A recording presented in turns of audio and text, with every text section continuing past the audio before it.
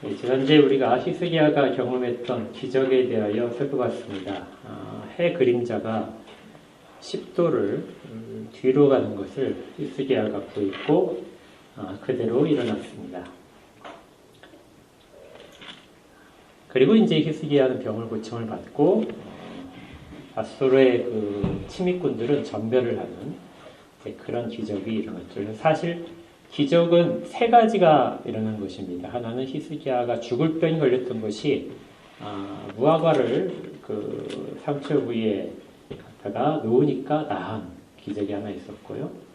두 번째는 해 그림자가 10도를 뒤로 간 기적이 하나 있었고, 그리고 아수르 군대가 하룻밤 사이에 전멸을 하는 그런 기적, 세 가지의 기적이 있었습니다. 열왕기는 그 중에서 히스기야가 병이 들었다는 소식이 이제 바벨론까지 전해진 그런 상황을 이야기합니다. 어떻게 전해졌는지는 잘 모르겠어요. 그 먼 바벨론까지 히스기야가 병 들었다, 죽을 병이 들었다 하는 이제 소식이 전해졌고, 그 바벨론의 왕이 편지와 예물을 그에게 보냈습니다. 여기 예물은 아마 치료약 뭐 비슷한 이런 거겠죠. 이때의 바벨론은 우리가 생각하는 바벨론이 아니고요. 작은 도시국가 이 정도 됩니다. 그러니까 힘이 매우 약해서 이미 아수르에게 정복을 당한 상태고요. 17장에 가보면은 아수르가 점령한 지역의 백성들을 이곳저곳으로 다 흩어놓잖아요. 그때 바벨론 사람들을 이스라엘에 이주시킨 기록이 이렇게 나옵니다. 그러니까 바벨론이 뭐 힘이 있는 국가가 아니라 힘이 정말 약한 국가고요. 아수르의 그 폭정 속에서 신음하는 그런 국가였던 거죠. 그런데 히스기야 왕이 병들었다 했는데 이제 예물을 보냈어요. 편지와. 이것은 아마도 아수르에 대항하는 어떤 연합체를 구성하기 위한, 그러니까 아수르를 이제 대항하기 위한 그런 의도가 아니었을까 이렇게 생각을 합니다. 히스기야가 근데 상당히 거리가 멀잖아요. 그래서 병들었다는 그 예물과 편지를 가져왔는데 이미 모든 상황이 끝난 거죠. 병이 다 나았고 또 아수르 군대도 다 물리친 것입니다. 히스기야가 이제 도착한 사자들에게 이제 그들이 가져온 것들에 대한 감사를 표하면서 이곳저곳을 다 안내를 해줘요. 그때 보니까 13절에 보물고가 잔뜩 차 있는 장면을 보게 됩니다. 사실 원래 보물고가 텅텅 비어 있었죠. 왜냐하면 아수르 군대에 처음에 침입했을 때 그들을 달리기 위해서 모든 은을 전부 다 긁어 모아가지고 아수르한테 주었거든요. 그러니까 그 보물창고가 싹 비어 있는 상태고 전쟁할 그런 무기조차도 별로 없던 그런 상황이었습니다. 그런데 지금은 가득 차 있어요. 그러니까 이유는 뭐 간단합니다. 아수르가 하룻밤 사이에 전부 다 전멸을 하고 돌아간 사람 얼마 안 돼요. 갑자기 전멸하니까 그들이 가지고 있던 모든 그동안의 약탈품들, 그리고 그들의 무기들, 그들이 이제 전쟁을 하기 위해서 가져온 물자들, 이런 것들이 그냥 고스란히 그냥 남아있는 겁니다. 그러니까 전쟁을 통하여 히스기야는 훨씬 더 부자가 되고 훨씬 더 강한 무기를 갖게 되는 상황이 발생을 했죠. 그리고 이것들을 다 쌓아놓은 상태에서 바벨론 사자들이 오니까 그것들을 다 보여줬습니다. 자랑을 하고 싶었겠죠. 이것이 이제 문제가 됩니다.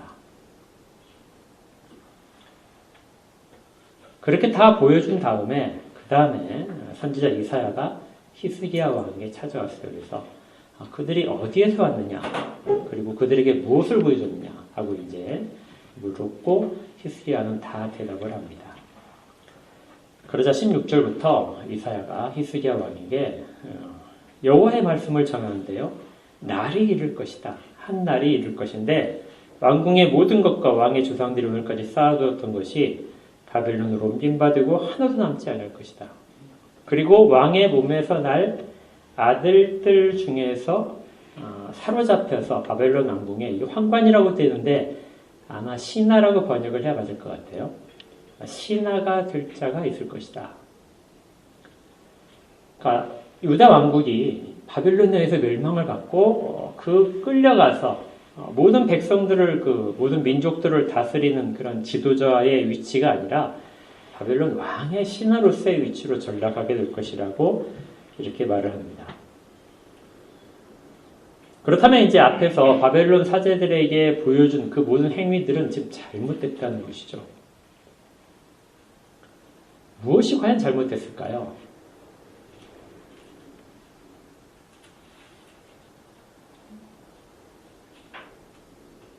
왕궁에 있는 창구를 사신들에게 보여줬어요. 그리고 그들에게 어떤 호의를 베풀어서 아수르에게 저항할 수 있도록 연합체를 구성하려고 하는 외교적인 그 성과를 거두기에는 적당했을 겁니다. 히스기야가 자기의 힘을 과시할 수 있으니까요. 당시 아수르한테 대항할 수 있는 군대는 아무도 없었어요. 랍사리가 조롱하면서 했던 말들, 어떤 민족의 신이 이 아수르에 대항해서 너희들을 구할 수 있었겠느냐 하고 조롱했던 그 부분은 실제적으로 역사에서 모든 민족을 점령한 아수르의 힘을 실제적으로 나타낸 것입니다.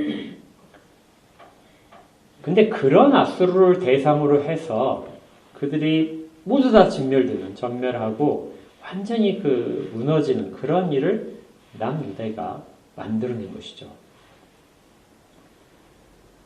얼마나 자랑스러운 것인지 모릅니다. 그리고 혹시라도 이제 아수르에 저항하는 연합체가 구성된다면 거기에 있는 종주는 중심의 국가는 남유다, 히스기야 왕이 되겠죠.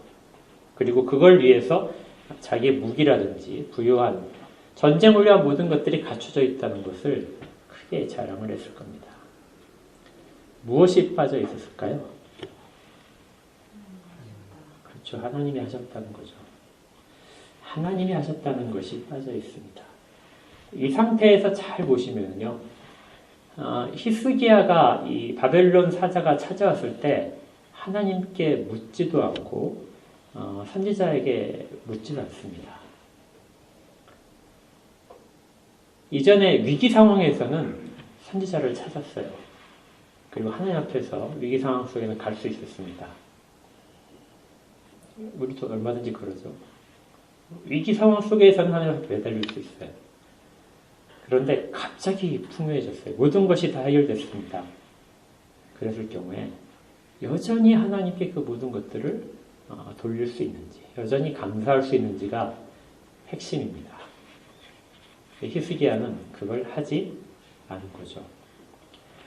이건 이제 역대기를 보게 되면 역대기에서는 조금 더 분명하게 돼 있어요.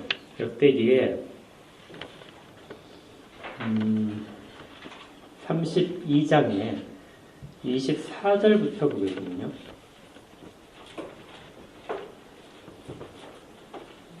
역대하 제32장 24절 제가 읽겠습니다. 그때 히스기야가 병들어 죽게 되었으므로 여호와께 기도하며 여호와께서 그에게 대답하시고 또 이적을 보이셨으나 히스기야가 마음이 교만하여 그 받은 은혜를 보답하지 아니하므로.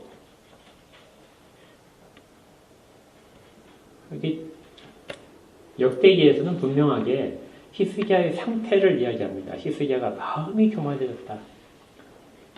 그가 받은 은혜가 있는데 그 받은 은혜를 보답하지 않았다. 이 보답한다는 것은 하나님이 하신 일들을 나타내는 것이죠. 히스기야가 자랑한 것은 그 모든 보화들입니다. 창고들을 자랑을 했고 하나님이 하셨다는 이야기가 전혀 등장을 하지 않게 됩니다. 이것을 이제 히스기야가 교만해졌다 이렇게 되는 거죠. 그리고 그 교만에 대한 대가로서 바벨론에 의하여 멸망을 할 것이고 네가 보여줬던 모든 것들은 바벨론이 다 가져갈 것이다. 그리고 너희들은 신하국이 될 것이다. 아수르를 물리치던 그런 하나님의 도우심은 이제 더 이상 없을 것이라는 것입니다.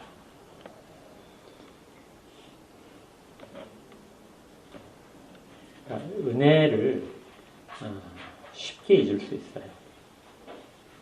잘 되면 그것이 자기가 감당하지 못할 만큼의 은혜를 받아도 사람은 자기의 것으로 삼고 자랑할 수 있는 그런 얼마든지 잘못된 부분을 가지고 있습니다. 근데 이제 문제는 여기 20장에서 정말 해석하기 힘든 것이요. 19절이에요. 이사야가 그런 하나님의 그 징벌에 대하여 전해주자 히스기야가 이사야에게 이르되 당신이 전한 바 여호와의 말씀이 선하니이다.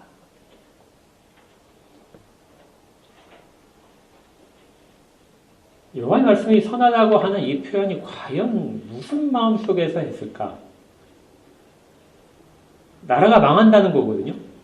그리고 너의 자손들이 다 끌려가서 오히려 다른 그 바벨론 왕의 도움을 받아야만 살 수 있는 신한 노릇을 하는 그런 곳으로 될 것이다 하는데 히스기야가 여호와의 말씀이 선하십니다. 이렇게 이야기를 해요. 그리고 거기에다가 덧붙이는 것이 있습니다. 또 이르되 만일 내가 사는 날에 태평과 진실이 있을진데 어찌 선하지 아니하리요 하니라. 여기에 그 선하다, 또 태평, 그 다음에 진실 이 단어는 구약에서 정말 그 좋은 단어들만 다 썼어요. 선하다 이것은 토부이죠. 태평하다 샬롬입니다. 진실은 에메트. 그러니까 구약에서 이것들을 보게 되면 얼마나 우리가 가슴이 뛰는 단어들이에요. 그런데 이 단어들을 히스기야가 전부 다 이야기를 한 것이죠. 그런데 그 이야기를 한 그 하나님의 말씀, 그렇게 그 대상으로서 하는 말씀에 대한 것은 내가 망할 것이고 다 끌려가고 하나도 창고에 남은 것이 없을 것이다 하는 그 부분인데 어떻게 선하다고 말을 할 수 있을까? 이겁니다. 그래서 이 부분에 대한 해석이 두 가지로 갈라져요. 첫 번째는 이 열왕기만 해석을 중심으로 열왕기 자체만 가지고 해석하는 그런 해석이 있습니다. 이 해석은 어떤 결론을 많이 내냐면요. 히스기야는 처음부터 실제로 그의 하나님에 대한 그의 전심이 사실은 없었다 하는 거죠. 히스기야가 하나님께 사실은 구했지만 그 구한 것들에 대해 하나님이 응답하실 때 선지자를 통해서만 응답하셨다고 했잖아요. 직접적으로 말씀하시지 않으셨어요.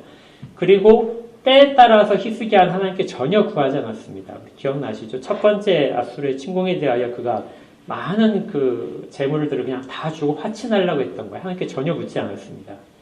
그리고 이 터널을 뚫은 것은 그 전쟁을 준비한 거였어요. 그러니까 전쟁 준비를 열심히 했고 그런데 정작 찾아오니까 그 침공을 하니까 그걸 넘기기 위하여 재물을 막 갖다 주고 특히 이제 이집트의 도움을 구했다고 되어 있죠. 어디에서도 하나님에 대한 그 신뢰감은 사실은 없었습니다. 그리고 바벨론 사자가 왔을 때도 여전히 마찬가지로 하나님께 구하고 하나님의 지혜를 구한 것이 아니고 그냥 자기 마음대로 한 거죠. 이걸 반대로 생각하게 되면요. 그 역대기에 보게 되면 역대하 32장에서 그 하나님께서 그에게 하신 부분에 대하여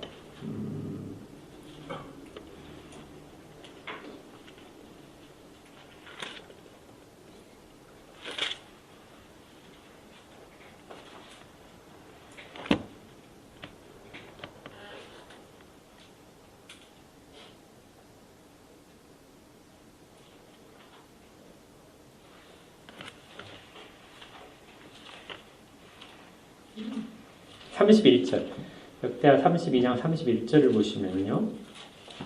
이렇게 되어 있습니다. 그러나 바벨론 방백들이 히스기야에게 사신을 보내어 그 땅에서 나타난 이적을 물을 때 그러니까 이 이적은 그 유대 땅에서만 나타나진 않은 것 같아요. 전 그 땅에 다 나타났던 이적이 있죠. 해 그림자가 뒤로 간 것은. 그리고 그 원인이 유대 땅에 있다. 이렇게 하고 물으러 보냈다고 되어 있습니다. 하나님이 히스기야를 떠나시고 그의 심중에 있는 것을 다 알고자 하사 시험하셨더라. 그러니까 이 바벨론 사자가 왔을 때 하나님이 즉각적으로 개입을 하지 않으신 것처럼 되어 있어요. 하나님이 히스기야를 떠나셨다면 실제적으로 떠나셨는지 그건 아니고요. 선지자와 선자를 보내서 히스기야에 가르치지 않으신 겁니다. 왜 그렇게 하셨는가에 대하여 뒷부분에 뭐라고 되냐면 그의 심중에 있는 것을 다 알고자 시험하셨다. 그렇다면 히스기야 왕이 지금까지 그가 가졌던 그 신실한 신앙의 모습들은 사실은 하나님께서 선지자를 통하여 계속해서 붙드셨기 때문에 그의 모습이 있었다는 것이고요. 그리고 하나님이 그것을 끊으셨다는 겁니다. 바벨론 사자들을 보내신 이유는 그걸 끊으시고 히스기야한테 단독으로 그의 신앙으로서 그 부분을 결정을 할 수 있도록 하셨다는 거죠. 이 부분도 우리가 좀 주의 깊게 살펴볼 필요가 있어요. 우리가 하나님의 말씀에 근거해서 정말 열심히 신앙생활을 잘하고 있습니다. 그런데 가끔은 누군가의 말에 많이 의지를 할 수 있어요. 여러분들이 어떤 설교자가 있을 수도 있고 다른 신학자가 있을 수도 있습니다. 그 책이나 말이나 설교들을 통하여 많은 것들을 도움을 받고 있어요. 그런데 그런 것들을 받고 거기에 따라서 행동하다가 어느 순간 그런 부분이 없이 도움이 없이 혼자서 하나님 앞에 서 있는 상태에서 혼자 선택을 해야 되는 그런 부분이 여러분들에게 있게 되는 거죠. 이때야 비로소 자기의 상태가 드러나게 됩니다.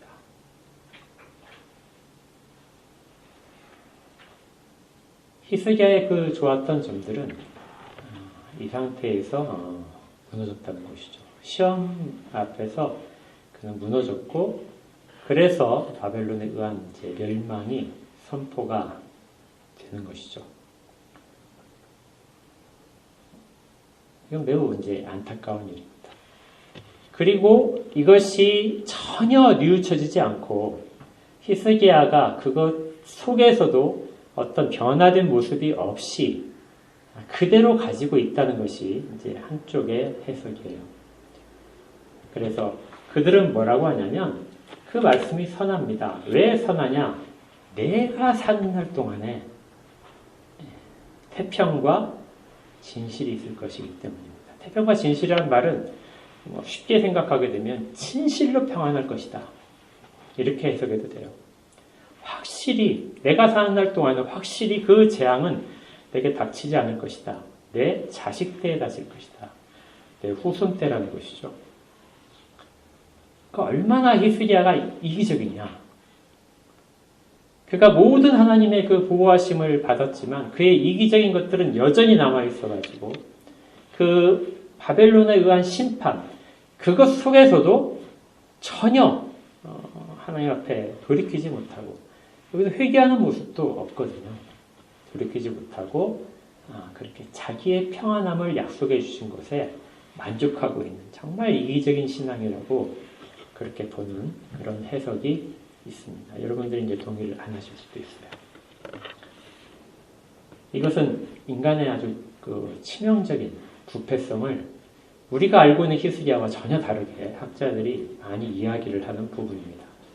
근데 이것도 우리에게 많은 교훈을 주게 돼요. 내가 사는 날에 평안하면 된다. 이 굉장히 무서운 말이거든요. 그냥 그대로만 받아들이면. 하나님께서 진노를 내리시는데 내가 사는 날 동안은 진노를 내리시지 않는다. 내가 사는 날 동안은 평안해 주실 것이다. 그런데 내 자식 때에 가게 되는데 후손 때에 망할 것이다. 근데 나는 그것이 하나님 말씀이 선합니다. 하나님 말씀이 옳습니다. 난 거기에 대하여 만족합니다. 이렇게 말을 할 수 있다는 거죠. 정말 악한 사람들은 그렇게 할 수 있습니다. 근데 이제 동의가 안 되잖아요. 실제로 이렇게까지 했다면 우리가 알고 있는 히스기야하고는 정말 거리가 먼 사람입니다. 근데 열왕기서만 해석하는 사람들은 그렇게 많이 해석을 해요. 그래서 성경을 해석할 때 열왕기서 자체만 가지고 특히 이제 20장, 19장 이렇게만 가지고 해석하는 그렇게 하게 되면 이런 결론으로 거의 가게 됩니다. 근데 다시 역대하를 보시면요, 성경 전체를 통해서 이제 해석을 하게 되면 이렇게 돼요. 32장 26절에 뭐라고 되어 있죠? 교만함을 뉘우치고 이렇게 되어 있습니다. 예루살렘 주민들도 그와 같이 하였으므로 여호와의 진노가 히스기야의 생전에는 그들에게 내리지 아니하니라. 그러니까 이 진노의 말씀을 듣고 나서 히스기야가 그 회개를 한 것이죠. 회개를 하고 그 부분이 이제 돌이킬 수 없다는 것을 압니다. 자기의 모든 것에 대한 하나님이 그렇게 일을 하시는 것. 자기가 그 교만에 빠져 있었고 하나님의 은혜를 보답하지 못한 부분에 있어서 하나님이 노하신 그 부분에 대하여 내가 그것을 다 그대로 인정하고 받겠습니다 하는 것이죠. 그래서 거기에 있는 말씀이 여호와의 말씀이 선합니다 이렇게 되는 거죠. 그런데 그 하나님이 그 진노가 즉시 임하지 않고 적어도 저를 불쌍히 여겨서 내 대해서는 일어나지 않게 하신 것. 그리고 혹시라도 우리가 다음 때에서 혹시 하나님께 다시 돌아온다면 여전히 내게 주셨던 그 은혜처럼 이 심판이 임하지 않을 수 있다는 것. 이것을 붙잡고 있는 거죠. 즉각적인 심판을 하시지 않고 시간을 주신 것에 대하여 진심으로 하나님 앞에 감사를 드리는 것으로 이해할 수 있습니다. 그러니까 히스기야는 아주 완벽한 사람은 아니에요. 그의 신앙이 아주 정말 좋은 사람도 아닙니다. 그러나 그에 대한 그 모든 평가를 볼 때는 그는 하나님께 늘 항상 하나님과 동행하고 있었고 하나님과 연합된 자로서 평가를 받지만 그의 신앙의 참된 상태는 마지막에 자기의 교만을 뉘우치고 자기뿐만 아니라 이스라엘 전체가 예루살렘 전체가 회개하는 일로 마무리가 되는 것이 히스기야의 신앙의 끝부분인 것이죠. 여러분들은 이제 어떻게 생각하십니까? 하나님이 히스기야가 회개를 했으면 진노를 내리지 않아야 맞는 거 아닌가요?